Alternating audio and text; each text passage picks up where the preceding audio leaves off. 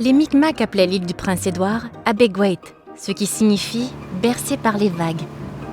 Nul autre endroit sur l'île ne correspond aussi bien à cette description que la baie de Malpeque. Ses grandes eaux et ses milieux humides protégés créent un habitat sûr pour de nombreuses espèces. Le nom Malpeque fait le plus souvent penser à une espèce en particulier, l'huître.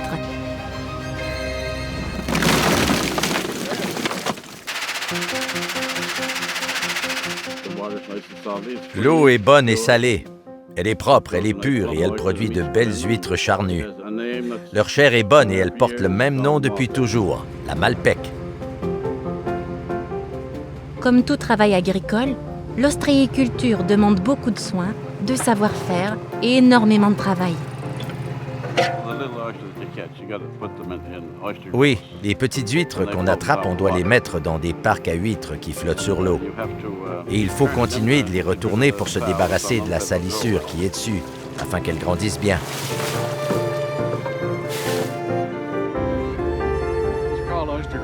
On appelle ça des parcs à huîtres. Il y a 1200 huîtres par cage et 35 cages par filière.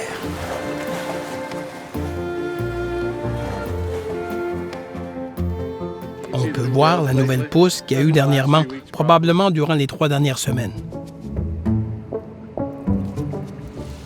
Quelles sont les incidences de l'ostréiculture sur les autres espèces dans la baie? Voilà la question.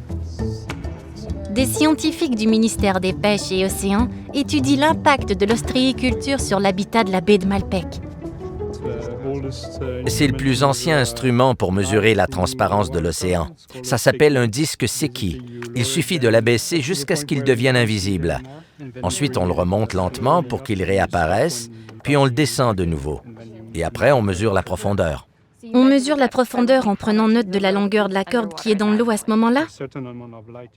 Un certain montant de lumière atteint le fond, donc ça devrait être bon. Cette lumière est suffisante pour la croissance des zostères. Les effets de l'ostréiculture sont complexes. Pour commencer, la zostère a besoin de lumière, alors que les parcs à huîtres créent de l'ombre.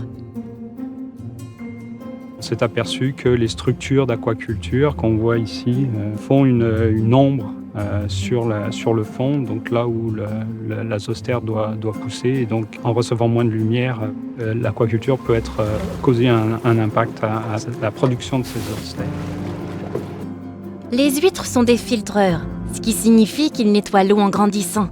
Ceci permet donc à une plus grande quantité de lumière de pénétrer plus profondément dans l'eau. La zostère a besoin de cette lumière du soleil pour faire la photosynthèse et grandir. Donc, est-ce que l'ostréiculture aide ou nuit à l'habitat? En bref, nous ne savons pas encore. On est en train d'essayer de voir si on peut quantifier d'une part l'ombrage sur les bandes zostères par les structures et d'autre part l'effet de clarification de l'eau par les huîtres.